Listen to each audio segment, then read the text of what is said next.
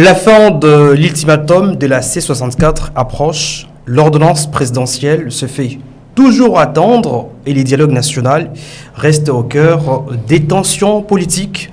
Le pouvoir et l'opposition, quelles conséquences après le 15 août? Nous allons parler dans cette émission Africa Club. Bienvenue, mesdames, messieurs. J'ai reçu pour vous deux invités. Journaliste Ambroise Mamba, qui est à ma droite, à qui j'ai dit bonjour, bienvenue. Bonjour Roger.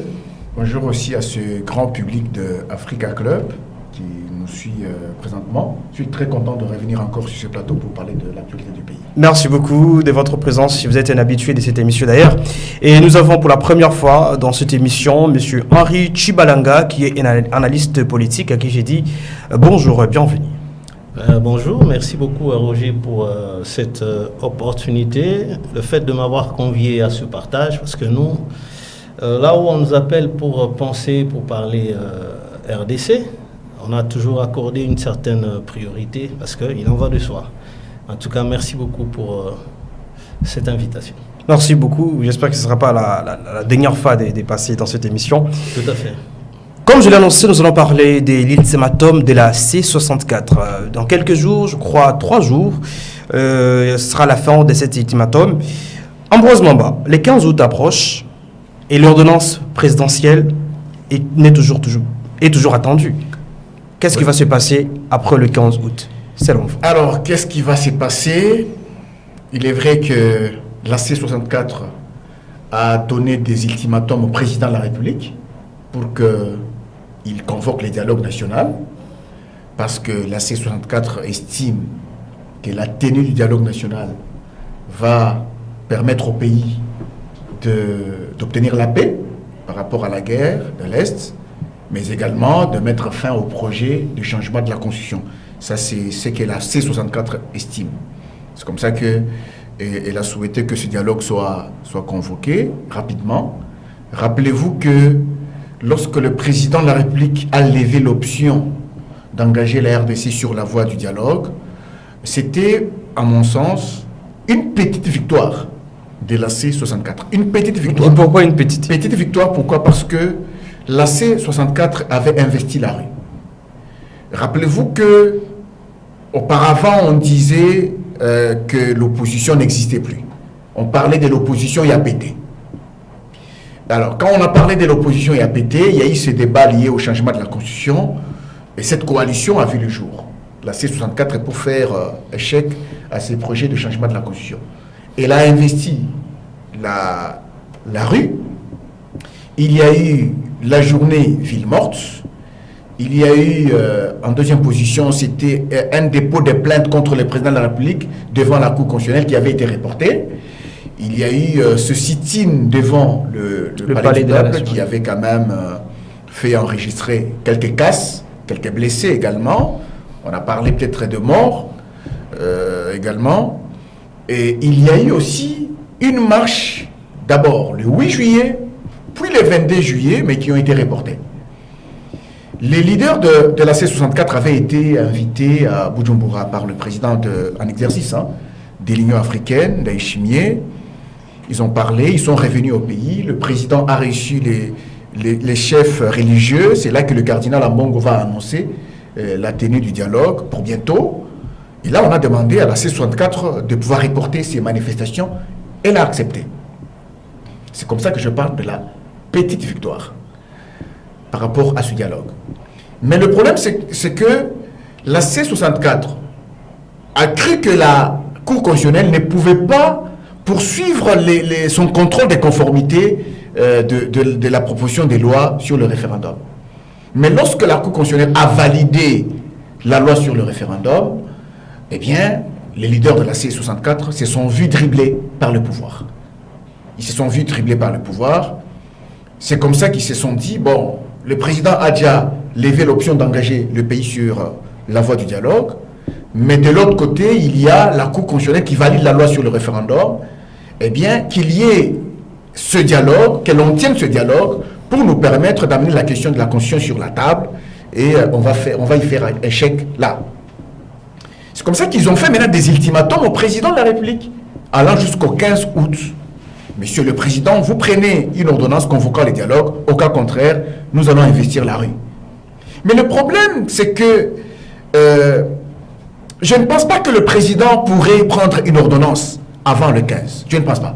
Vous ne pensez pas? Je ne pense pas que le Président pourrait prendre une ordonnance avant le 15. Pourquoi? Parce qu'en politique, il y a des égos. Nous ne sommes pas en crise de légitimité du pouvoir par rapport à la présidentielle de 2023. Si la C64 a demandé au président de la République de prendre une ordonnance convoquant les dialogues, c'est juste parce qu'elle reconnaît que c'est Tshisekedi qui a l'impérium du pouvoir.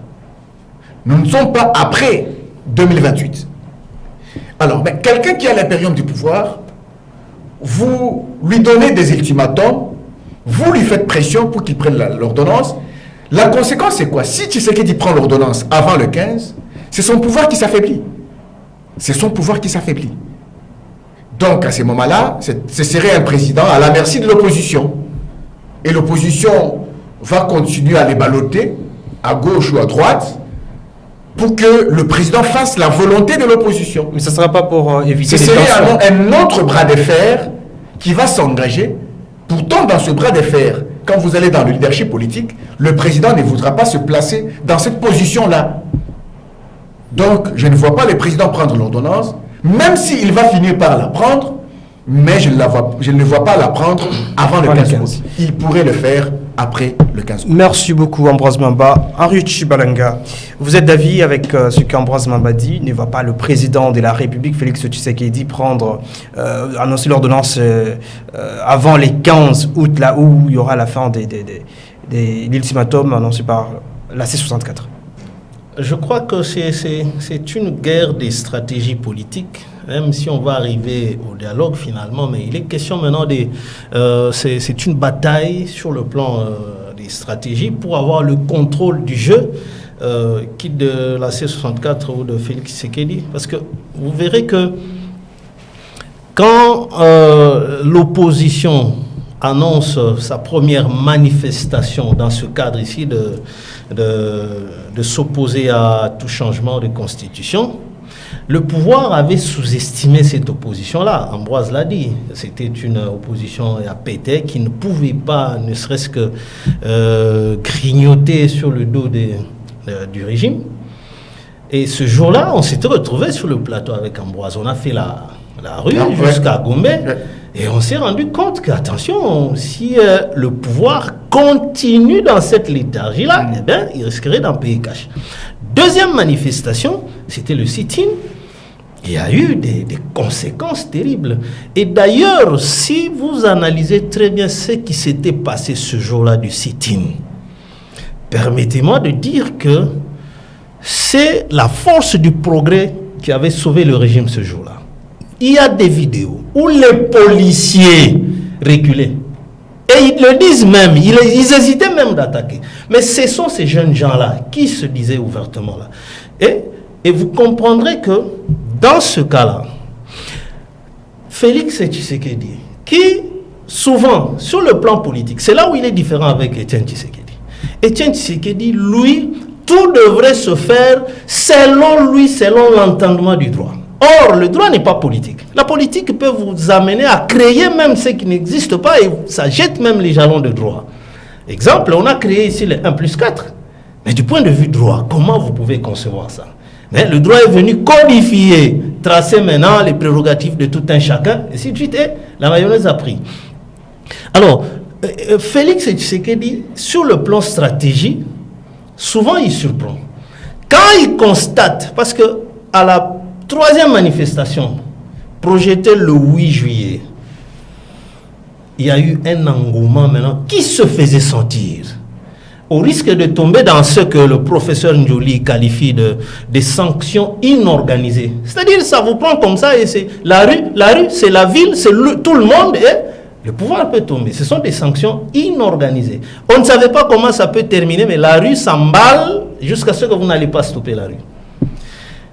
Félix ayant vu, il sort maintenant une grande stratégie. C'est là où la C64 n'arrive pas à comprendre maintenant le jeu du président. Il les amène à Bujumbura. D'où ils maîtrisent d'abord, ils annulent la manifestation du 8 juillet. Ils reviennent de Bujumbura, ils projettent pour le 22, ils le renvoient chez Cardinal Ambongo. Or, tout le monde sait qu'entre le cardinal et le président Félix, c'était, qu'on se le dise, au Pessimboamboa, comme disent les Quinois. Mais Félix Tshisekedi a tout fait pour avoir le cardinal devant lui. Et il lui a confié la mission d'aller parler et dire aux autres, les ramener à accepter d'abord d'observer. Et quand cardinal le fait, il convoque la C64, eux ne pouvaient pas lui dire non, parce qu'il s'appuie aussi sur la force de l'Église catholique et tout ce qui va, Cinco et consorts. Vous voyez? Mais à l'entretemps, ce qu'Ambroise venait de dire ici, à l'entretemps, la procédure, la machine a évolué. Ils ont été rattrapés par le prononcé de la Cour constitutionnelle qui déclare conforme cette loi-là, malgré est mise sous réserve, mais elle a été déclarée conforme. Là, j'ouvre encore une petite parenthèse, une question. Si parmi les objectifs de la C64, c'est la défense de la Constitution, maintenant, cette Constitution vous dit les arrêts de la Cour sont opposables à tous. Alors, cet arrêt-là, qui a déclaré la conformité de cette loi Ngondankoy, dont la C64 n'a pas réussi à stopper, comme en 2015 où on a empêché à la Kabylie, ne serait-ce que d'arriver à cette étape-là, ils ont reculé. Donc l'opposition actuelle a échoué là où l'ancienne opposition avait réussi face à Kabila. Maintenant, si la C64 est dans la logique, parmi ses objectifs, c'est défendre la Constitution. Maintenant, cette Constitution vous dit, les arrêts de la Cour sont opposables à tous. Vous défendez cette Constitution, d'où vous allez courber les chines devant cet arrêt. Sur base de quel élément vont-ils encore accuser Félix Tshisekedi qu'il a violé la Constitution? Parce que l'acte est là, qui vous oblige, vous, défenseurs de cette Constitution, d'obéir à cette Constitution-là.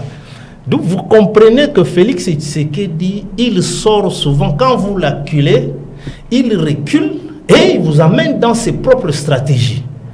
La C64 maintenant, il y a des fissures, maintenant il se tire dans les réseaux sociaux, automatiquement il y a lieu de comprendre qu'ils sont affaiblis face à Félix Tshisekedi. D'où le 15 ici, il n'y aura pas d'ordonnance. Et je suis tenté de dire, comme ils ont perdu par 2 fois cet engouement qui devenait grandissant autour de leur appel, je ne pense pas que déjà la population a été déçue. Par 2 fois, ils ont dit non, ces gens-là ont bouffé de l'argent, Tshisekedi les a maîtrisés et c'est fini parce qu'il faut se poser des questions. Ils sont allés à Bujumbura. Au frais de qui? Question mark, disent les Anglais. Donc c'est là que Félix Tshisekedi, il sort souvent des grandes stratégies quand il se sent. Il a fait ça avec la LFCM 23. Quand ils ont commencé, c'était tout pour à croire que d'ici là, ils seront à Kinshasa. Et il les a amenés dans les dialogues. Maintenant, ils ne savent plus par où commencer, comment on va évoluer. Nanga commence à vous dire la guerre est terminée. Maintenant, nous commençons les actions de développement. Et si le 15 août, comme vous l'avez dit, il n'y aura pas l'ordonnance présidentielle, alors, qui devrait faire la C64? Monsieur Mbazamba, avant que j'y revienne, qui devrait faire? Moi, je ne suis pas là pour donner des idées à la C64. Sinon, si je veux... Vous analysez. Si je dois être consultant de la C64, ils doivent me payer pour que je leur dise ce qu'ils sont censés faire. Non. Le problème ici, c'est que le dialogue national ne devrait pas se faire à la demande de l'opposition. L'opposition ne demande pas un dialogue national. Le dialogue devrait être demandé par le pouvoir. L'opposition fait pression sur un pouvoir. Chose faite. Au travers des manifestations, mais ce n'est pas à l'opposition de demander le dialogue. Normalement, pour moi, il n'y aurait eu pas d'ultimatum contre Félix. Il y aurait eu tout simplement une marche, une manifestation.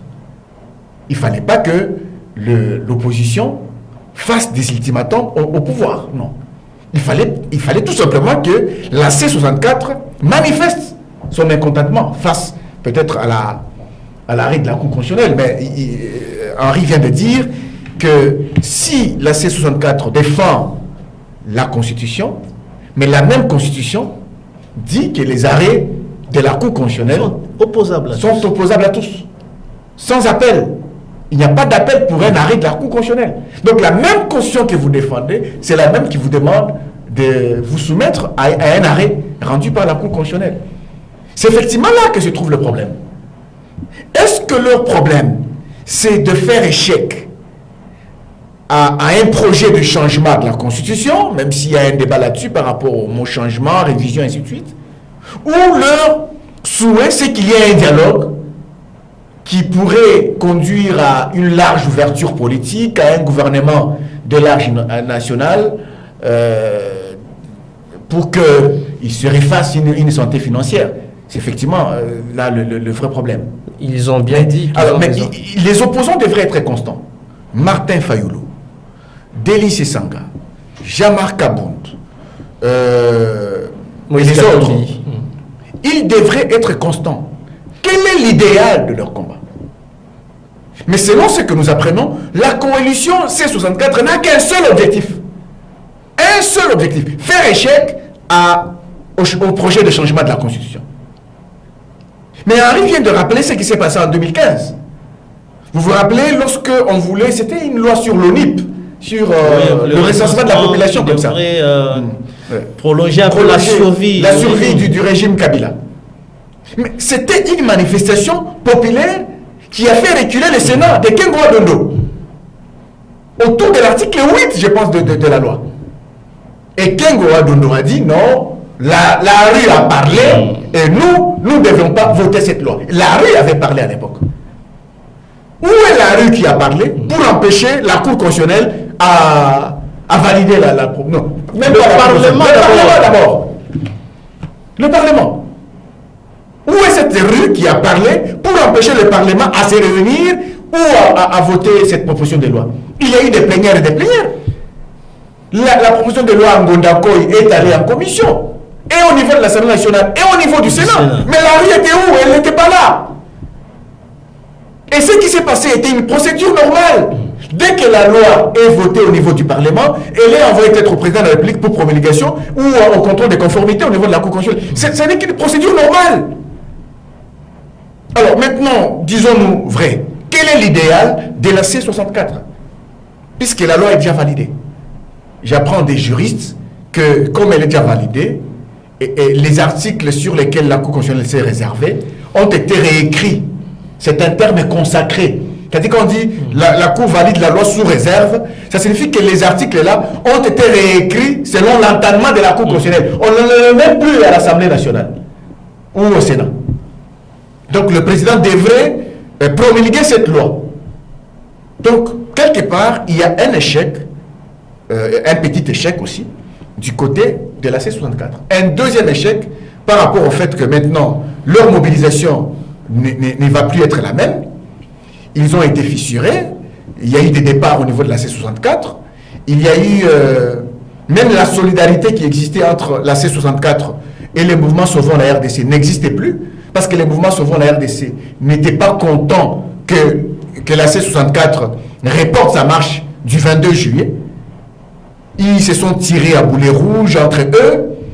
Donc, ils se sont affaiblis. La mobilisation ne sera plus la même. Donc, il faut que les leaders de la C64 mûrissent en stratégie. En stratégie.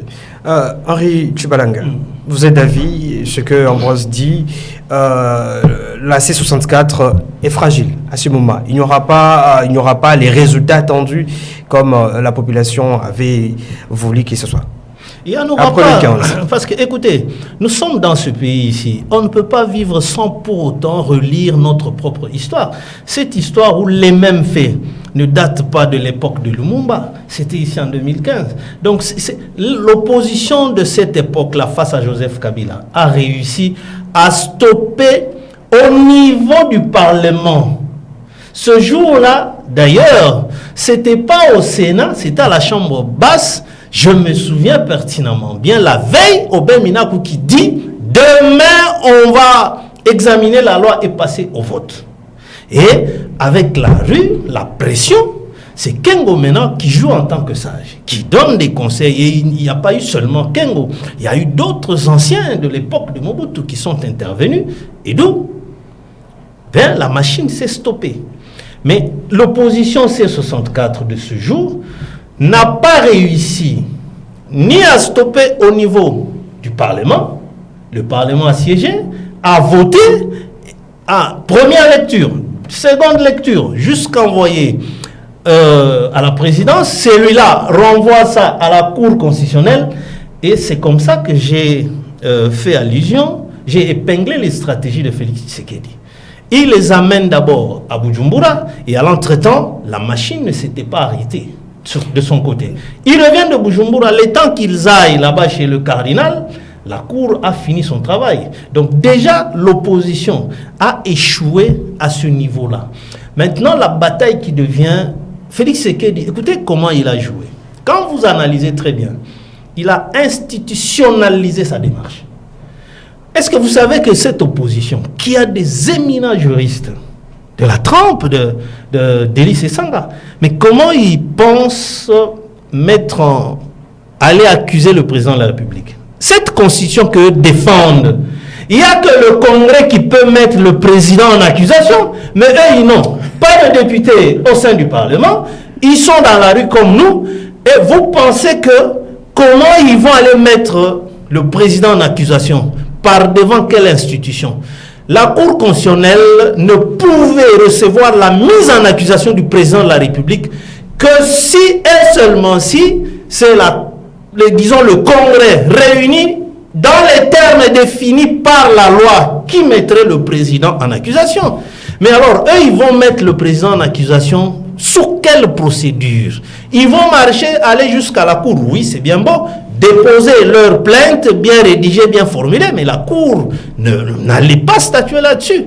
On va recevoir à la réception, mais quelle en sera alors quand vous dites l'opposition, l'ancienne opposition et l'actuelle opposition, il y a différence. Et vous êtes d'accord avec ces gens-là qui disent qu'une opposition et comment l'opposition a pété?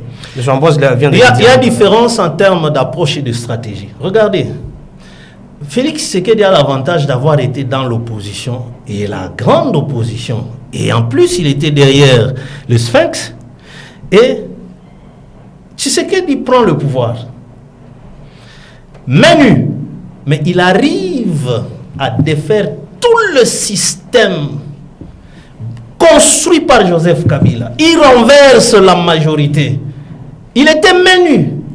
Aucun officier. Tout était de Kabila. Ça respirait Joseph Kabila. Tu vas continuer, Henri? Oui. Je me rappelle une fois aux États-Unis, il avait dit il faut déboulonner. Moi, personnellement, j'ai pensé, mais comment il va faire pour déboulonner? Voilà, parce qu'il n'avait rien de susceptible. Tout était bien constitué. Il arrive ici, tout le temps humilié, mais cet homme-là arrive à changer les donnes. Mais Fayoulou ici appelait Félix Tshisekedi de placebo. Mais aujourd'hui, ils appellent le même placebo de dictateur. D'où viendrait ce changement-là? Donc, Tshisekedi a eu le temps. Il a eu le temps de jouer l'imbécile, tout en sachant à quel moment ceux qui sont en face de lui vont déchanter. Il a fait encore avec Kagame. C'est Kagame qui le traînait partout, qui l'a amené même dans l'EAC. Mais Kagame ne s'attendait jamais que ce Félix, ici, un jour, il va me retourner. Là où le monde entier ne parlait jamais de Kagame en tant qu'un bandit, mais le monde aujourd'hui n'arrive ne serait-ce qu'à le dire. Mouzé se battait pour dire, mais que je vous dise ça combien de fois, il n'y a pas de rebelles, ce sont des Rwandais. Laurent Désiré le disait, on ne l'écoutait pas. Cette bataille-là, Félix a repris la bataille jusqu'à amener même les Nations Unies sous le 27-73. A bien mentionné que c'est les Rwandais à participé de manière directe. Se retirer immédiatement. Vous comprenez? Donc, c'est un peu le côté où il faudrait faire attention avec Félix Tshisekedi. Quand il trouve que dans cet angle ici, j'échoue, il a l'attitude de tout de suite changer de réflexe. Mais la C64 donne l'impression. Je prends par exemple Fayoulou et Kabound. qui se veulent être des grands leaders. Mais selon moi, je trouve que leur faiblesse, c'est en voulant tout faire s'identifier comme Etienne Tshisekedi. Intransigeant, tout doit se passer selon Kabundu, selon Fayoulou. Mais Etienne Tshisekedi, c'est ce qui a fait qu'il est parti sans prendre le pouvoir. Contrairement à Félix, qui est ouvert et qui s'attend à tout, il accepte certaines choses, tout le monde le critique. Comment il accepte ça? Mais il avance et il fait changer les choses, chemin faisant. Donc moi je pense qu'à ce niveau ici, pour moi, la C64 a suffisamment perdu. Parce que maintenant, elle est devant un grand fait accompli. Vous êtes devant un arrêt de la Cour constitutionnelle, laquelle constitution vous dit, si vous défendez cette constitution, vous devez défendre même les arrêts de cette Cour-là. Maintenant, comment ils vont faire? Ils vont dire, nous on défend la constitution, mais non, ça non. Alors, soit vous défendez cette constitution, ou soit vous êtes dans d'autres choses. Merci beaucoup. Monsieur Ambroise, qu'est-ce qui manque à l'opposition actuelle? Qu'est-ce qui manque? Qu'est-ce qui manque? Pour faire quoi exactement? Enfin, pour faire les travaux que l'opposition, que l'ancienne opposition faisait. Parce que M. Henri vient de le dire ici, l'ancienne opposition faisait le travail qui avait même fait partir Joseph Kabila. Nous sommes un peu dans des contextes un peu différents. Ce n'est pas le même contexte. Et vous savez qu'actuellement, le pays traverse une crise sécuritaire. Une crise sécuritaire qui a fait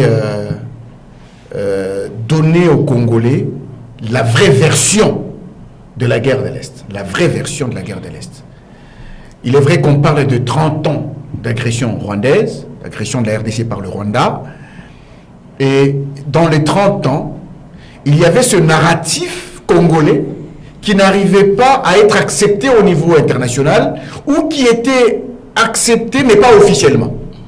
Mais cette fois-ci, ce narratif congolais est accepté officiellement au niveau des Nations Unies, au niveau des États-Unis, les États-Unis qui ont toujours utilisé les mêmes Rwandais comme gendarmes dans la région de Grand Lac. Le narratif congolais a percé et a fait du chemin. Sur le plan diplomatique, la RDC a gagné beaucoup de points par rapport au Rwanda. Maintenant, dans ce contexte-là où tous les Congolais savent que la RDC est agressée par le Rwanda, même si en interne, il y a la mégestion, il y a la mauvaise gouvernance, il y a des détournements, les Congolais arrivent quand même à faire la part des choses entre les deux.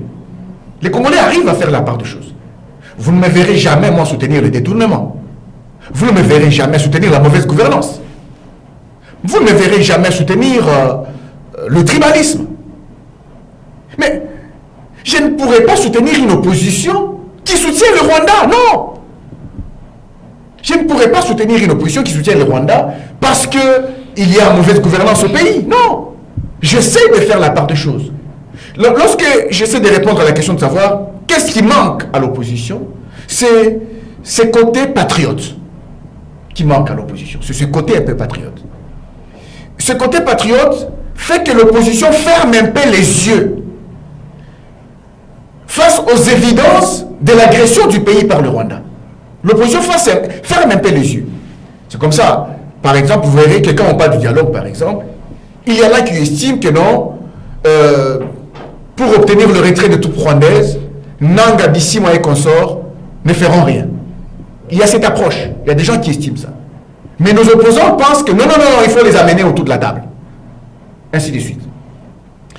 Et quand les opposants s'expriment autour de ce qui se passe au pays, sur le plan sécuritaire, ils perdent un peu en crédibilité vis-à-vis de certains Congolais. Voilà un peu ce qui leur manque. Or, ils ont juste la possibilité de dire des choses de manière vraie. Oui, ici, par rapport à la guerre, nous sommes attaqués par les Rwandais. Nous ne pouvons pas soutenir les Congolais qui se coalisent avec les Rwandais, quelles que soient leurs revendications. Même si on estime que Nanga, Bissimo et consorts ont des revendications pour lesquelles ils ont pris les armes, mais l'opposition politique devrait avoir quand même la lucidité de pouvoir dire des vérités à Nanga. Non, vous ne devez pas prendre les armes. Vous savez, aujourd'hui, tout est clair. Tout est clair que dans ce qui se passe dans la partie Est, c'est les Rwandais qui a pris les dessus sur les Congolais. Alors à ce moment-là, même les dénonciations liées au détournement portées par l'opposition politique, par la C64, ne vont pas avoir une certaine portée au sein de l'opinion congolaise. Pourquoi? Parce que vous avez perdu un tout petit peu en crédibilité au sein de l'opinion et vous essayez de sortir la tête de l'eau et vous n'y arrivez pas. Voilà ce qui manque, à mon sens, au niveau de l'opposition politique. Il faut qu'il y ait cette lucidité.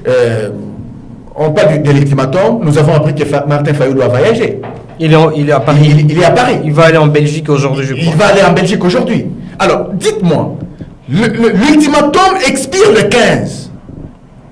Est-ce qu'il est allé pour un passage éclair en France et en Belgique et rentrer le 14?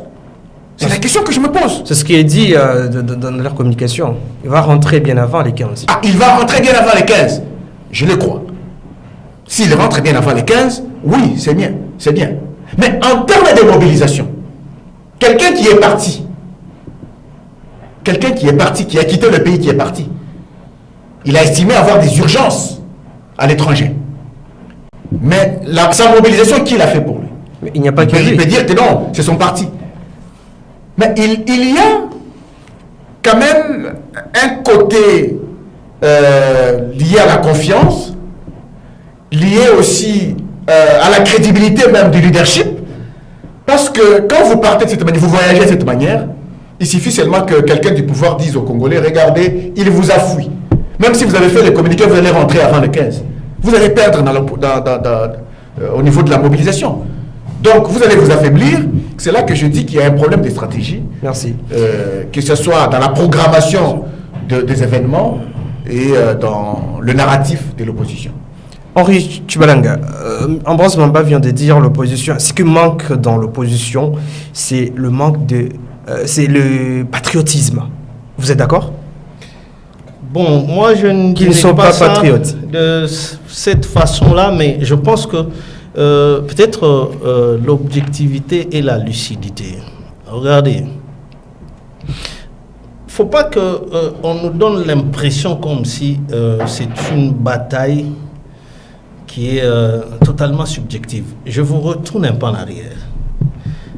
Le président Martin Fayulu, président de l'ECD, à une certaine époque, il fait un document, il dépose à l'ambassade de la Grande-Bretagne.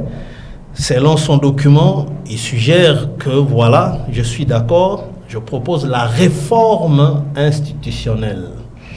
Tout en acceptant, Félix Tshisekedi va rester président de la République et que lui, Martin Fayulu, se proposait de prendre la responsabilité de l'institution qui est comme le Parlement, selon les termes qu'il avait proposés.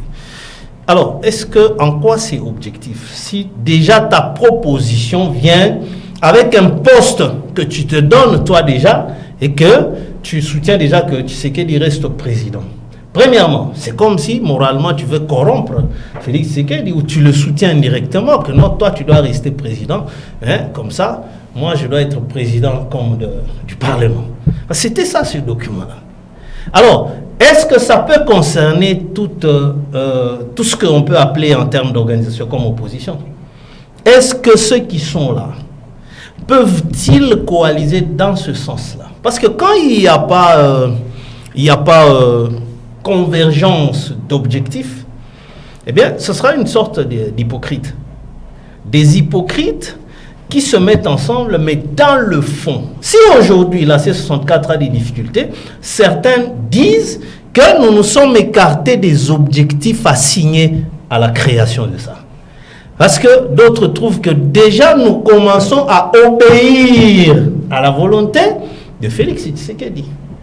Quand il va les amener dans ce dialogue-là, maintenant que eux sont en déphasage avec les autres, parce que vous savez, Nanga par exemple, si dans ce dialogue-là, on pense que même si Nanga venait, Nanga, il a la fonction de coordonnateur.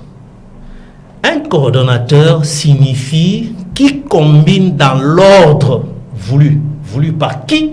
Il faut qu'il y ait un organe au-dessus de lui. C'est ça le coordonnateur.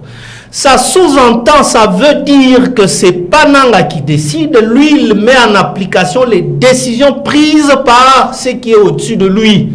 Et ce qui est au-dessus de Nanga, c'est qui? C'est quelle structure? Si ce n'est que Kagame. Pourquoi je dis ainsi?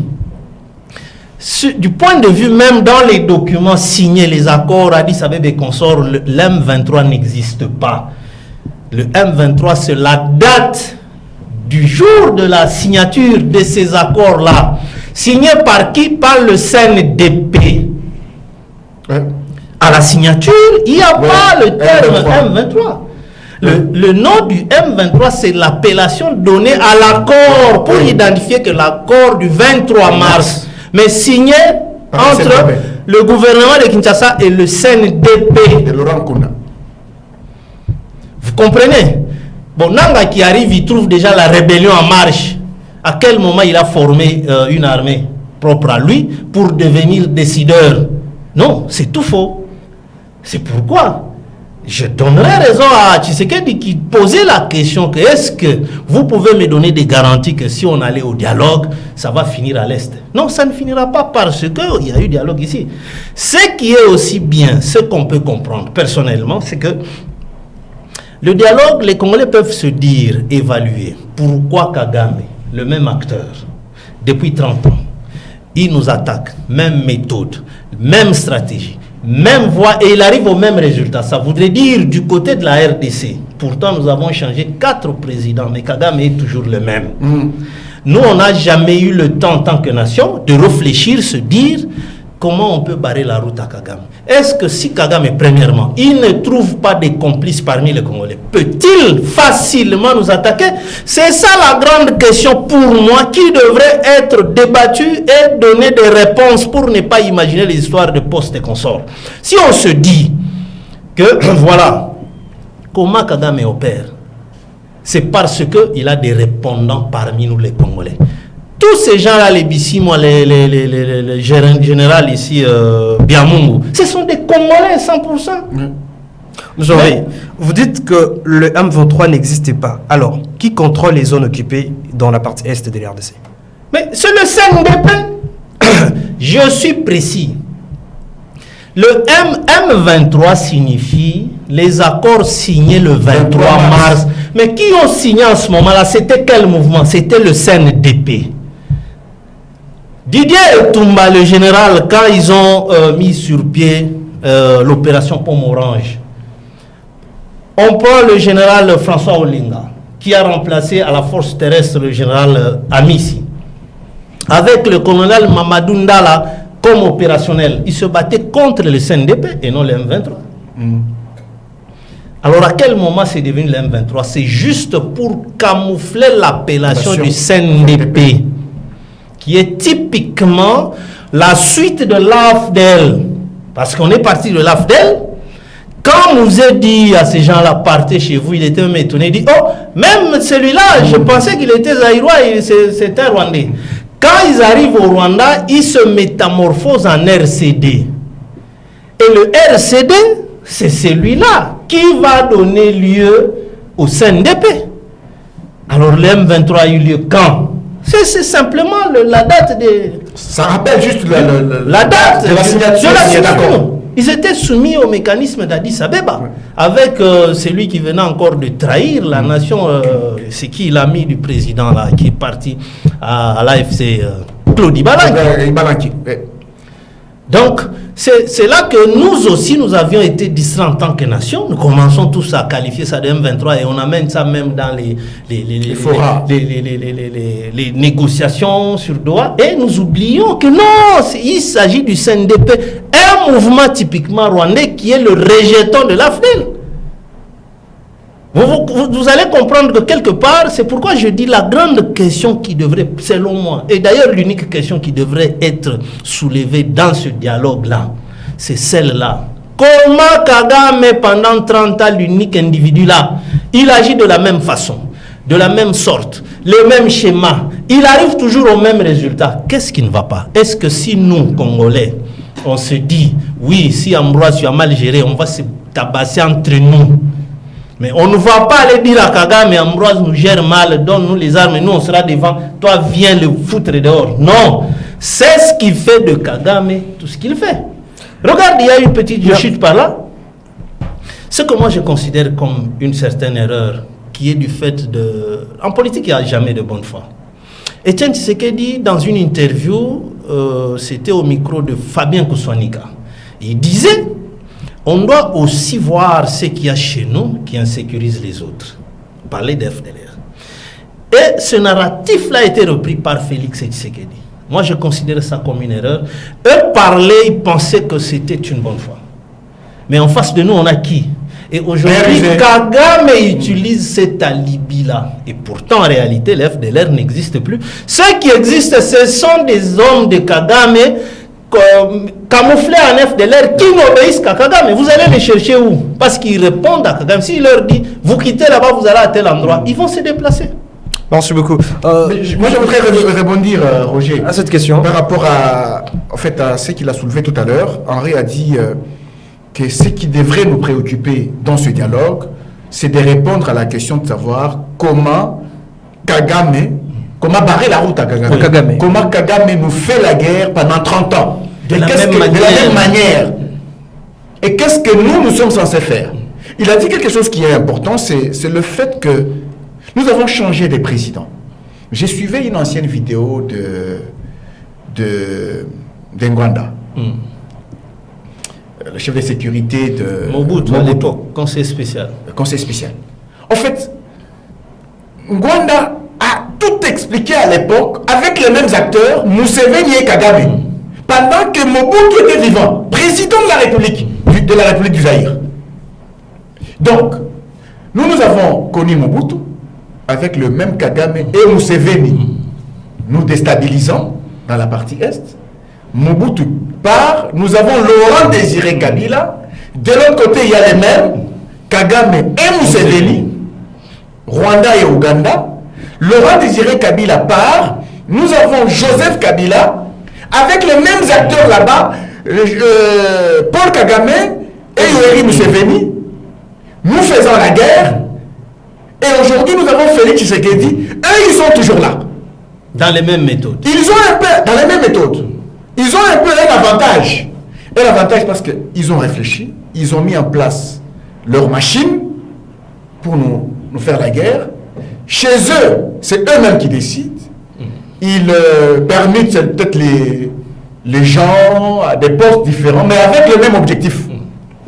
Mais nous, avec les changements que nous avons au niveau de la présidence de la République, oui, nous sommes un peu déstabilisés. Hein. Parce que chaque président qui arrive, il veut imprimer sa propre marque, il veut changer son cabinet, il y a un autre gouvernement qui arrive, ainsi de suite. Et pendant ce temps, eux s'appuient sur notre division pour nous faire la guerre. Maintenant, cette question devient importante. La question soulevée par Henri.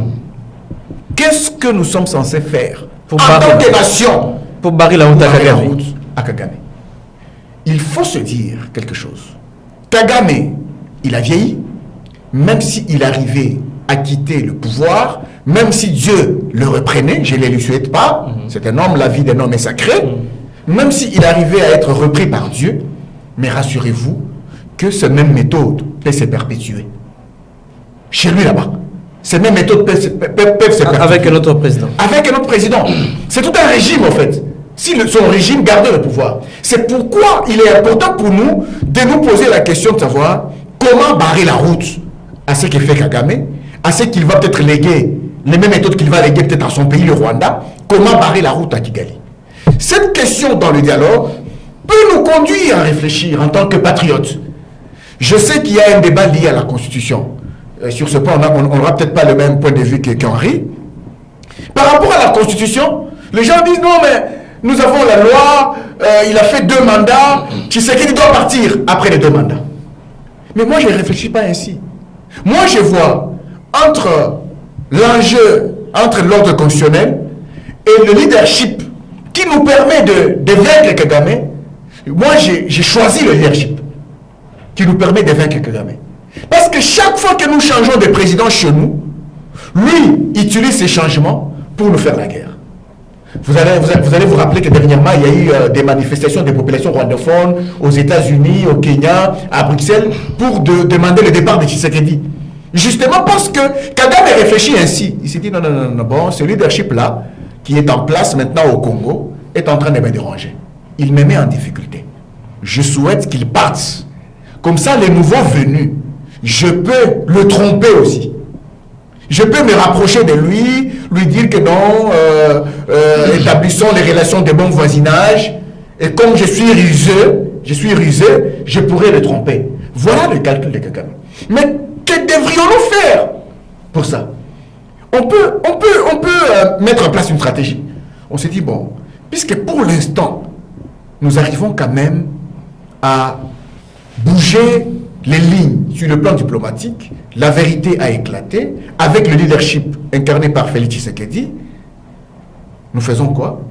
Nous n'échangeons pas la Constitution, mais nous maintenons notre président, nous parlons le même langage, un consensus national se dégage, nous cogérons le pays. Il n'y a plus de marches, plus de sit-in, plus de manifestations, mais avec un leadership renforcé, avec un consensus national dégagé, nous pouvons arriver à vaincre une fois pour toutes. Vaincre une fois pour toutes Kagame. Pourquoi? Parce que le ministre Julien Paluku nous a parlé autrefois, je vais chuter par là, autrefois du couloir sécuritaire et économique mis en place par Kagame. Autrefois, il y avait des nominations au niveau des commandants régions des FARDC là-bas. Il fallait que ça soit avalisé par le Rwanda. Et quand c'est avalisé par le Rwanda, la personne là qui commence à travailler là-bas, commandant région des FARDC, commence à travailler pour la sécurité du Rwanda avant même la sécurité de la RDC. Si vous décidez un jour de faire la guerre contre le Rwanda, c'est cette personne-là qui commence d'abord à vous empêcher de faire la guerre contre le Rwanda.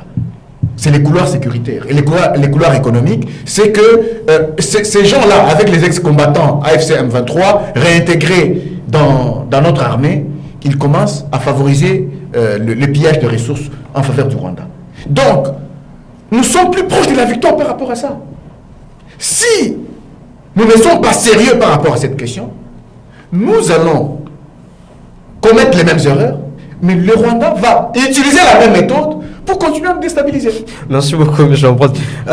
Henri Tchibalanga, vous êtes d'accord avec ce que Ambroise Mamba dit pour mettre fin ou pour mettre à l'état de nuire à Kagame? Il faut se réunir, nous tous, se mettre d'accord, laisser Tshisekedi au pouvoir? Bon, moi, je ne parle pas en termes de laisser Félix Tshisekedi au pouvoir, mais je suis d'accord, je l'ai dit ici, que le dialogue doit être comme une introspection du peuple congolais. Regardez, il y a un problème de moralisation. Même si on changeait de constitution, on prenait la Bible de Jérusalem qui devient notre constitution, avec ce que nous avons comme mentalité. Est-ce que vous savez, quand vous lisez Honoré Ngwanda dans Ainsi sonne le glas, il explique bien des choses. Le Rwanda avait peur de notre armée, mais ce sont nos généraux, d'abord je commence par là, à l'époque de Mobutu, qui commençait à se faire de guerre pour une jalousie mal placée. On nomme celui-ci chef d'état-major.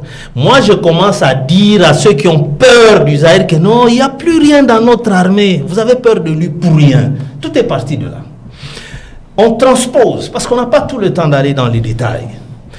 Les temps actuels, pour me faire comprendre, tu peux t'imaginer, Roger, un conseiller spécial du président de la République, premièrement.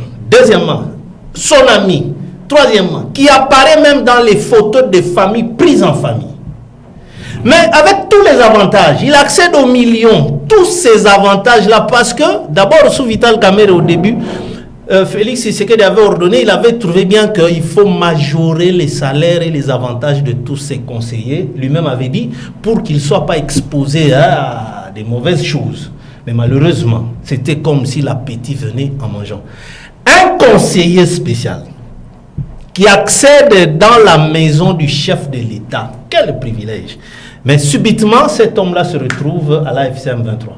Est-ce que vous pouvez comprendre l'état d'esprit? Donc le problème, c'est le Congolais. Moi, je pense que le dialogue devrait être en premier. Un lieu où cette question-là doit nous ramener à dire, regardez ce qui se passe. Comment quelqu'un qui est si haut placé, et il va là-bas, là où Kagame ne le connaît pas, donc c'est nous-mêmes les Congolais qui allons vers Kagame.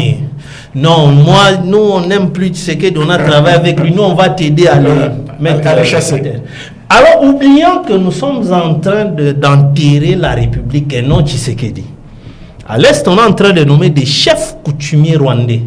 Or, un chef coutumier a pour vocation d'être le gardien des terres. Donc, ces chefs coutumiers-là, ils se disent, là où je suis nommé, je suis gardien de nos terres, nous en tant que des Rwandais.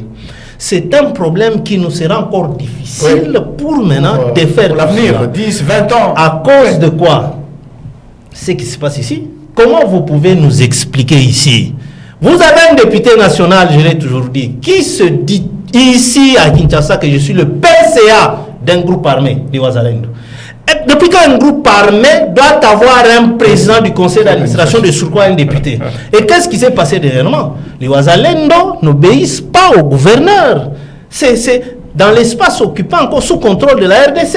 Et il commence à discuter, le gouverneur leur dit non, 35 barrières sur l'axe Chabunda, diminuer, et la vache, ça paye 10 000 pour passer. Donc l'État congolais commence à supplier un groupe armé dont leur PCA est ici. Bon, l'argent qu'ils perçoivent, ils envoient où?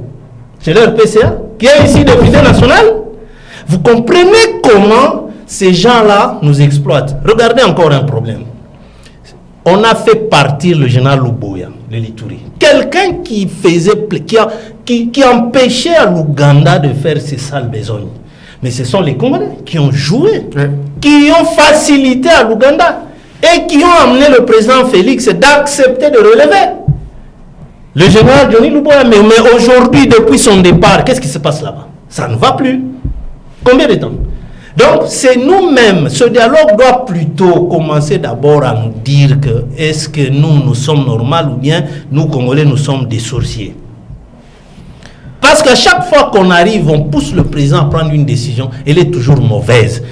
D'ailleurs, lui-même l'a dit, quand il demande même pardon pour l'escarmouche, il dit j'avais de mauvaises informations sur l'armée. Est-ce que nous comprenons d'abord nous-mêmes quel est ce service que nous rendons au chef de l'État? C'est là le problème. Ceux qui sont autour de lui, qui ont des responsabilités, ils lui rendent quel service? Avant de voir Kagame et les autres.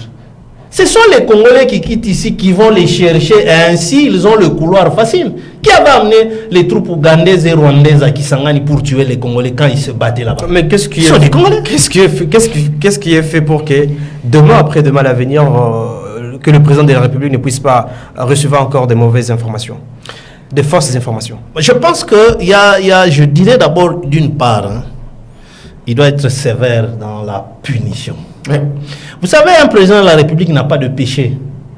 Parce que la société a accepté, lui a donné le pouvoir de signer pour tuer un criminel. Quand vous êtes condamné par exemple à mort, on ne vous exécute que quand lui va signer. Oui. Il n'a pas de péché pour ça. Ceux qui font ça, ce sont des criminels, ils trahissent la nation. Ils ne doivent pas être pardonnés aussi facilement que lui, il le fait. Quand lui-même nous dévoile à la place publique que j'avais eu des mauvaises informations. Mais monsieur le président, commencez par le tout dernier qui vous a amené cette mauvaise information-là. Ici, on le fusille. C'est pas un péché. Mais sinon, si c'était un péché, pourquoi Dieu a tué tous les gens qui poursuivaient son peuple dans la mer? C'est pas un péché. Pour sauver toute une nation, le président n'a pas de péché. Il faut tuer tous ceux qui lui ont donné les mauvaises informations. Premièrement, ils sont payés avec l'argent du contribuable congolais. En lui donnant des fausses informations, il nous expose, nous, sur de qui on prend cet argent pour payer ces gens-là qui sont tout le temps dans des boîtes, mais qui complotent. Il faut les tuer. C'est ça la sentence. Il n'y a pas autre chose. Non, je pense, vous êtes d'avis. Bon, par rapport à tuer, ça me paraît fort. Mais chasser, oui. Ça me paraît fort. Punir. Hein? Punir. Okay. Punir. Hein? Je sais que c'est un terme fort qu'il a utilisé juste pour punir. Il ne faut pas qu'il y ait un laisser-aller avec tous ceux qui se compromettent. Il n'y a pas que ceux qui donnent des fausses informations sur l'armée. Il y a aussi ces Congolais qui trahissent leur propre pays en prenant position pour l'ennemi, en allant resserrer les rangs de l'ennemi il y a aussi tous ces Congolais qui détournent les deniers publics. Aujourd'hui, pour que l'armée puisse avoir les moyens pour acheter des munitions, des armes, ainsi de suite, il faut qu'il y ait de l'argent. Mais il y a aussi des Congolais qui détournent de l'argent qui peut servir le pays à avoir une bonne armée dissuasive, à avoir une police professionnelle pour la sécurité intérieure. Mais il y a des gens qui détournent. C'est toutes ces personnes-là, ceux qui donnent des mauvaises informations, ceux qui trahissent, ceux qui vont du côté de l'ennemi, ceux qui détournent. Il faut une punition. Il faut que le chef de l'État arrive à punir, à sévir.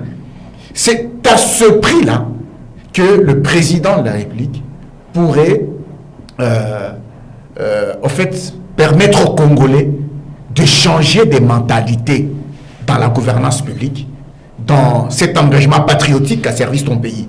Regardez un fait anodin. Vous prenez ce qui se passe avec le service national à Kinshasa. Vous avez vu, on a détruit un peu presque partout. Hein? On continue à le faire. Dans mon quartier là-bas, à Capella, on a détruit Capella. Mais quand j'ai lu les commentaires des gens qui réagissent par rapport à ça, la plupart des gens sont d'accord. Content. Oui, tout le monde est d'accord, presque. Les gens soutiennent ça.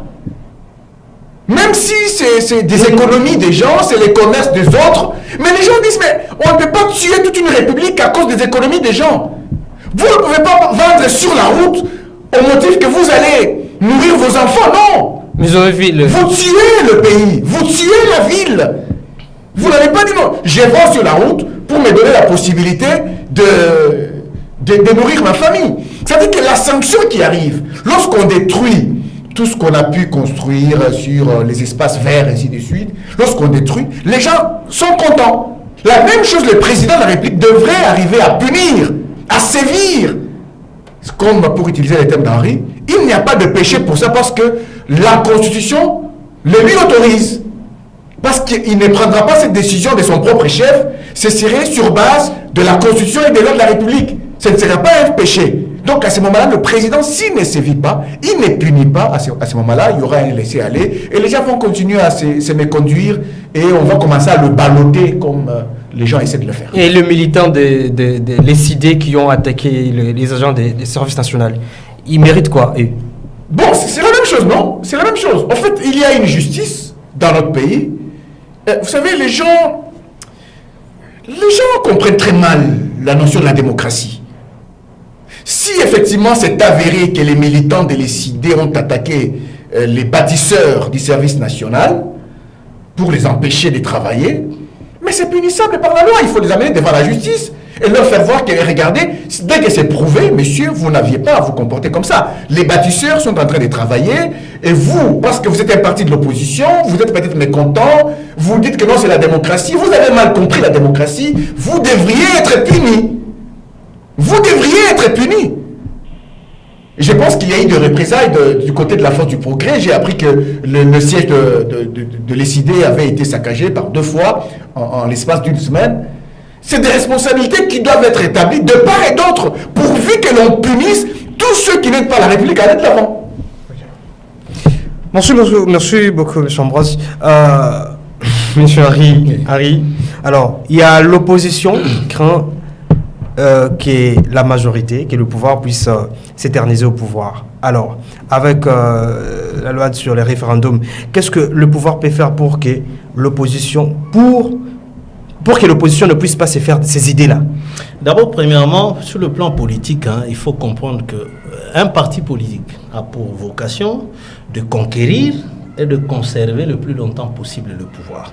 Mais là où il y a un problème, je comprendrais, c'est que la conservation dont question c'est pas en termes d'individus ou de personnes, c'est en termes de l'organisation. Ça voudrait dire, l'UDPS a pris le pouvoir, le tout premier c'est Félix Antoine Tshisekedi, et qui fait ses mandats réglementaires. L'UDPS devrait se battre, sortir un autre candidat, et tout faire pour que celui-là, de l'UDPS, puisse encore l'emporter. C'est ça la conservation dont question est. Donc l'opposition a aussi ses bonnes raisons, qui sont pour autant légitimes, de veiller à ce que ça ne soit pas, parce que dans les fonds c'est aussi ça, l'opposition ne voudrait pas l'entendre de cette oreille-là, que la continuité de ce pouvoir au-delà de ce deuxième et dernier mandat constitutionnel se passe toujours par la personne de Félix-Antoine Tshisekedi. Là, c'est tout à fait légitime dans le cadre de la constitution actuelle en vigueur. Il ne lui est pas permis. Vous voyez, c'est pourquoi, entre autres, on sait lire tout ce qu'il y a comme bataille autour du changement. D'une part, on essaie de comprendre que ce changement va permettre de remettre le compteur à zéro, d'où la personne de Félix Tshisekedi pourrait continuer avec le pouvoir. D'où certains parlent de donc, ce ne sera pas un troisième mandat, mais ce sera ainsi de suite. Mais que voulez-vous? C'est un troisième mandat. Donc moi, je pense que je voudrais un peu revenir à la question que vous aviez posée. Elle est très importante.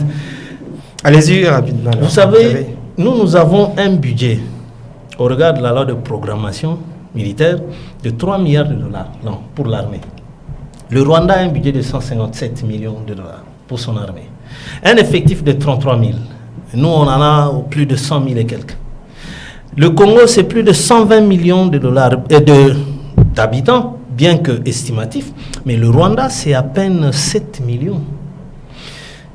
Alors, quel est le paramètre sur base duquel le Rwanda peut nous submerger?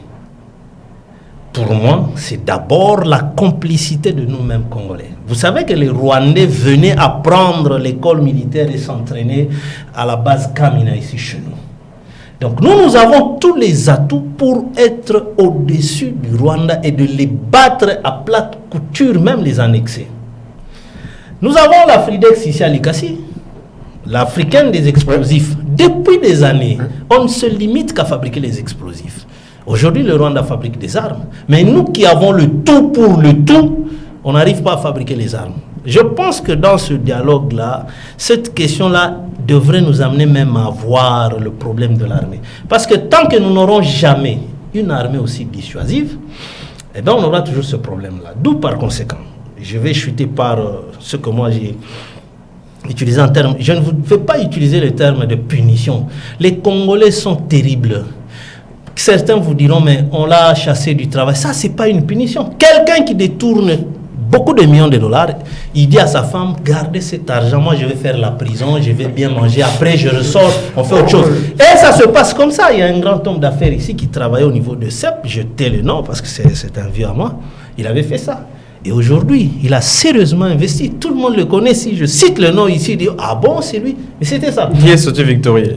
Mais il est sorti victorieux, d'où? Vous savez, les grandes nations, même aux États-Unis, jusqu'aujourd'hui, il y a la chaise électrique. Donc, on ne doit pas avoir pitié de ces criminels-là qui trahissent le pays, qui vont faire les yeux doux, se faire embaucher eux-mêmes chez Kagame et Museveni. On va travailler pour vous. Mais dis, ici, vous êtes mieux placés. Donc, nous, le Congolais, au fait, nous ne nous aimons pas. Ambroise est chef de l'État. Ah, Ambroise ici, mon ami là. Non, mon cher ami, on doit le faire. Moi, je ne peux pas les considérer. Comment tu peux comprendre? Le président entre dans la salle, devant la presse. Ses amis sont assis en train de parloter là-bas. Qu'est-ce que ça signifie? Qu'est-ce que ça signifie? Manque de respect. Non, nous sommes des sorciers. Nous ne comprenons pas. Et quand vous faites ça, Kagame se moque de lui. Nous commençons à insulter Kagame. Non. C'est nous qui faisons que Kagame se moque de Félix Tshisekedi. Regardez même le comportement de nos soi-disant nos tiktokeuses en Europe. Pourquoi injurier les gens? Pourquoi insulter la première dame? Pourquoi insulter... Ça donne quelle image? Nous sommes quel genre de nation?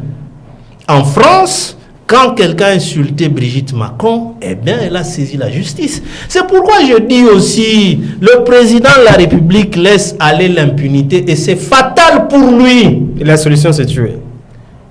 Papa, les grands traîtres de la nation, on ne les met pas en prison, on les exécute. Le général Likoulia, paix à son âme, disait ceci: à travers celui que l'on pend, du verbe pendre, on vise ceux qui sont de sa race. Ils vont se dire, hey, on ne peut plus faire ces bêtises-là parce que voilà la sentence. Le cachot ici, quelqu'un qui vous trahit, il empoche des millions. Il n'aura peur de rien. Il va acheter là-bas des pavillons, il est bien là. Après un temps, il est dehors. Et quand il est dehors, vous, qu'est-ce que vous avez gagné? Vous avez tout perdu, on a fait tuer les gens. Où partent nos milliards qui sont engagés dans l'armée, au ministère de la Défense? Quels en sont les effets? Vous savez que la guerre des États-Unis sur l'Iran, jusqu'à ce jour, a coûté 37,5 milliards de dollars. Mais Ambroise, nous, depuis que la guerre a repris, on est déjà à 13 milliards. Quels en sont les résultats? 13 milliards partis en fumée. Partis en fumée. Milliards de dollars. Mais le Rwanda n'a pas ce budget-là. Et les résultats, on n'a pas récupéré même pas 1 centimètre, 1 millimètre de territoire occupé. Alors, vous voulez qu'on fasse quoi avec ce genre de traître? Il n'y a pas de cachot pour quand Mouzé arrive pour corriger les Guinois ici. La chicote a fait que, même à l'aéroport, les 2 doigts dans les poches des gens, c'était fini. Parce que cachot est athée. Mais sur les champs, tu reçois tes coups. Tout le monde a fui. Même les militaires sous Mouzé, vous êtes un journaliste. Vous connaissez les ministres sous Mouzé qui ont fait l'objet de détournements des millions? Vous savez pourquoi? Eddie Capen, c'est de l'histoire, il ne peut pas m'en vouloir. Ouais. Aide de camp de Laurent Désiré. Il s'était permis de prendre l'argent destiné à la provision de l'armée et en faire autre chose avec l'épouse de Mouzé. Ils ont connu leur premier cachot. Ta femme, tu la prends, tu la mets au cachot. Il dit, mais comment vous faites ça? Et tout ce qu'ils ont acheté, vous avez récupéré.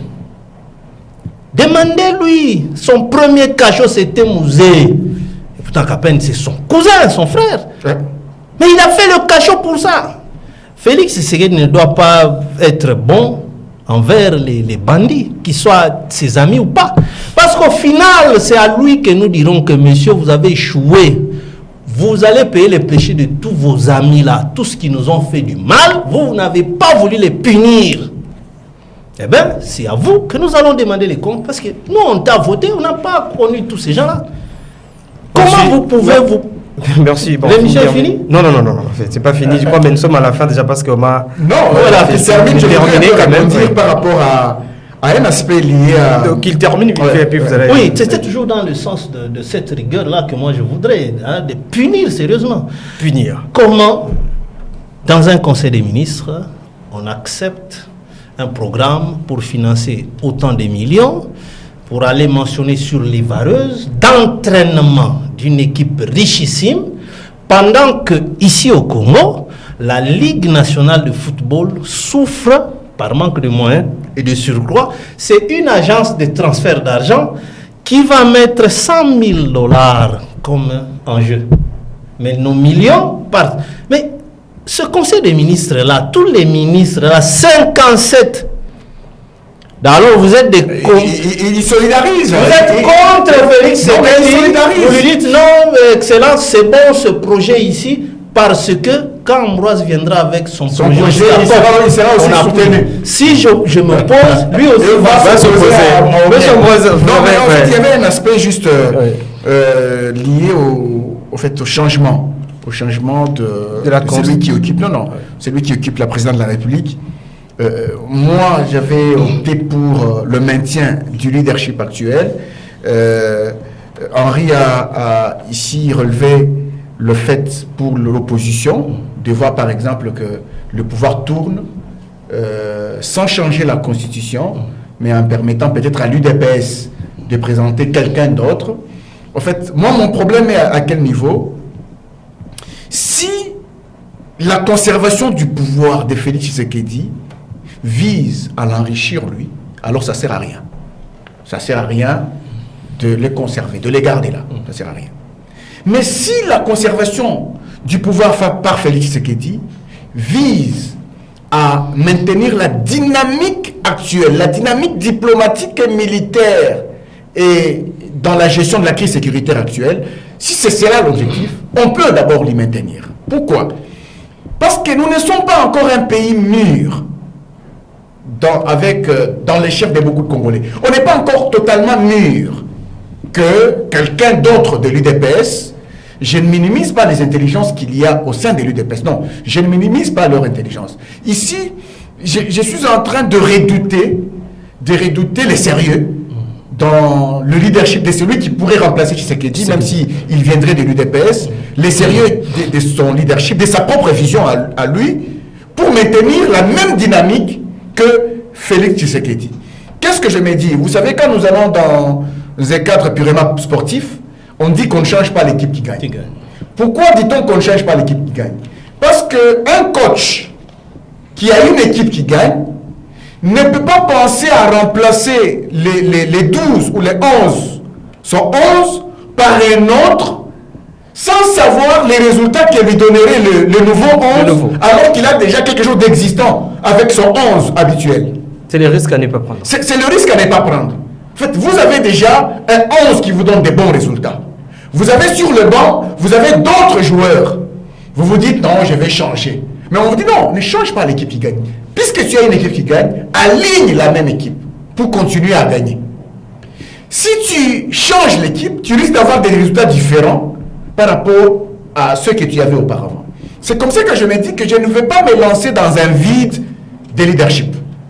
Un vide de leadership, c'est-à-dire que je sais que j'ai Tshisekedi aujourd'hui, Félix, et puis je me dis, bon, on va voir, hein, s'il part, on pourrait trouver quelqu'un d'autre qui pourrait faire mieux que lui, ou quelqu'un qui pourrait faire comme lui. Ça, c'est un vide de leadership. Alors que j'ai déjà quelque chose d'existant. Là, je prends un risque. Je prends un risque qui ne me sera peut-être pas pardonné, dans l'hypothèse où celui qui le remplacerait ne ferait pas la même chose que lui, ou plus que lui. Ce serait un risque que je prends et je ne serais pas pardonné à ce moment-là. On va dire, mais ce serait ta faute. Est-ce que tu ne sais pas l'adage qui dit qu'on ne change pas l'équipe qui gagne? Mais c'est toi qui as changé l'équipe qui gagne. Tu as une équipe qui gagnait, au lieu de la garder, mais tu as préféré la changer. C'est là que j'ai dit, par rapport au fait que nous avons un problème avec le Rwanda, qui utilise les mêmes méthodes, nous avons enfin compris la vérité dans cette affaire. Nous avons compris que non, il y a la traîtrise, il y a les infiltrations. On a arrêté des généraux à la prison d'Endolo, et ainsi de suite. On a eu un nouveau commandement militaire. Il y a de moins en moins des replis stratégiques comme il y en avait auparavant. On s'est dit qu'on peut maintenir la même dynamique. On garde le même leadership. Pour qu'on ait d'abord la victoire sur ce pays qui nous dérange depuis plus de 30 ans. Au cas contraire, ce serait notre propre faute si nous changeons ce leadership en nous lançant dans un vide de leadership. Au cas où nous n'avons pas de bons résultats, personne ne va nous le pardonner. Henri Tshibelanga, c'est un risque à prendre où on pourrait espérer encore mieux avec Tshisekedi? Bon, c'est un risque à prendre, mais je pense que on ne doit pas en faire une certaine providence, parce que je crois, moi personnellement, qu'il y a beaucoup d'intelligence, il y a beaucoup de Congolais qui sont toujours capables de se projeter dans la bonne continuité de l'État. Personne ne pensait que Félix Tshisekedi pourrait être capable de quoi que ce soit. La preuve, tout le monde disait de lui, il n'a aucune expérience. Et à lui de répondre à tout ce monde-là que, écoutez, de nous tous qui sommes vivants, il n'y a que Joseph Kabila qui a de l'expérience pour avoir dirigé ce pays. Parce qu'un ministre, c'est pas le président de la République. Ou un PDG d'une société doit déchanter. Quand vous dirigez une société en tant que PDG, vous n'êtes pas président de la République. Parce que là-bas, en aucun jour, on vous demandera de prendre une décision pour aller bombarder un village. Vous êtes un PDG. Donc, c'est ce qu'il leur avait dit ça. C'est-à-dire, personne n'avait de l'expérience. Et ça nous prouve qu'il y a bon. Donc, il y a des Congolais qui peuvent faire mieux que tu sais. Comme on ne pensait pas que Félix peut faire quelque chose, on se disait, ah, juste pour le nom de son père. Mais voilà ce qu'il est en train de faire. Même en termes d'infrastructure, il nous surprend. Donc, moi, je ne suis pas dans la logique de dire qu'il n'y a que lui qui peut mieux faire. Non. Il faudrait au contraire il doit nous laisser des politiques nationales dans ce domaine-là. C'est ça le problème du Congo. Celui qui arrive ne trouve aucune politique et il ne sait pas faire la continuité de l'État. Il recommence aussi à zéro. Ouais. Mais si on a une politique, tous ces pays-là, regardez Kagame, ce qu'il est en train de préparer. C'est une politique nationale. Ouais. Il dit, Nord et Sud du Kivu, ce sont nos terres. Ça reste pour eux une politique, même les générations à venir. Ouais.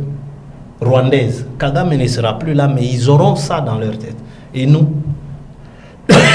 qu'est-ce que nous laissons comme politique nationale? On devrait commencer à travailler là-dessus. Qu'on le veuille ou non, on peut l'accepter. Non, Félix Tshisekedi, alors terminez cette dynamique que vous avez commencée face à Kagame. N'oubliez pas que lui-même nous a dit que j'ai compris, ça ce sont ses propos, que pour rester en bonne santé dans ce pays-là, aller au-delà de 10 ans, si par exemple il se sent que je ne saurais plus aller à 15 ans, mon corps ne répond plus, qu'est-ce que nous allons lui dire? Non, reste seulement toi, il n'y a personne d'autre. Non. Il ne sera plus en mesure de donner même les résultats qu'il nous donne ici. Moi, je pense qu'il faille une politique nationale. Là, je suis d'accord. Qui va faire en sorte que même celui qui viendra après nous, Congolais, on va lui dire non, ne nous amène pas en dehors de cette politique ici. Ouais. C'est comme ça toutes les grandes nations. Et du coup, on peut ajouter ça aussi comme sujet de dialogue. Mais tout à fait, c'est toujours des réponses à cette question-là, mais ces gens ici, parce que nous on n'a pas de politique nationale, mais ils en ont. Vous savez que Museveni, moi je l'ai toujours qualifié, Kagame de l'ennemi chaud, Museveni l'ennemi froid, tous deux sont les mêmes. Museveni lors de l'indépendance de son pays dernièrement, il y a quelques mois, il a dit que Ituri appartenait à l'Ouganda, à l'ancien régime. En quoi il est différent de Kagame? Et quand il dit ça, c'est dans son pays, lors de l'indépendance. Il est en train de dire ça. C'est ça la politique nationale. C'est qui aurait fait pression pour que Johnny Luboya Kashama quitte. Mais si, en appui avec des Congolais qui sont autour du chef, vous avez des grades, vous avez tous les avantages ici, mais vous appuyez les caprices d'un ennemi. Donc nous avons des sérieux problèmes, nous Congolais. C'est ce qu'on doit se dire là-bas. Il faut la moralisation. Regardez même nos églises. Ils ont perdu leur rôle de moralisation de la société. Ils deviennent quoi? Ils sont tout, sauf la République. Les églises. Ils sont dans tout. Dans le mensonge, dans les positionnements. Le départ de Luboya Kashama Johnny, quelles sont les conséquences aujourd'hui? Aujourd'hui, qu'est devenu cette Non, mais c'est plus la même gestion. C'est plus le même sérieux dans la gestion. Même sur le plan sécuritaire. Même sur le plan sécuritaire. Ça a basculé. Ce n'est plus la même dynamique, en fait. Ça a basculé parce que c'est lui qui arrive là. On parle de la continuité qui ne suit pas. C'est lui qui arrive, va vouloir faire ce qu'il pense, ce qu'il estime être bon. Et surtout, si il connaissait déjà au début pourquoi Johnny Luboya Kashama devrait partir, il devrait s'éviter de marcher sur les mêmes traces que son prédécesseur. Il va se dire non, si je marche sur les mêmes traces que mon prédécesseur, je vais aussi partir. Il va vouloir faire le contraire et en faisant le contraire, il y a les conséquences. Ce n'est plus la sécurité comme au départ. Jean-Louis, et si c'était le Rwanda qui avait poussé le départ de Luboya Kashama Johnny? Non, l'Ouganda. C'est l'Ouganda plutôt. Oui. Et pourquoi le président de la République avait accepté? Vous savez, tout président de la République a des gens autour de lui, c'est-à-dire il a un cabinet. Et quand vous avez un cabinet, naturellement, vous devez faire confiance en ces gens-là. Les conseillers ont pour mission de faire des fiches techniques au président de la République. Il se réfère sur ça pour prendre des décisions. Vous voyez, il n'a pas tout le temps de lui-même réfléchir sur tout. Non, sinon il va tomber malade. C'est pourquoi toutes les républiques, vous avez le président qui a 500 conseillers. Parce que la présidence n'est pas à confondre avec le président. La présidence, c'est l'ensemble de tous les services qu'il y a là-bas.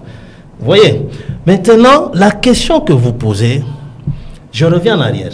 Par combien de fois le fils de Museveni a menacé même d'arrêter le général Johnny Luboya?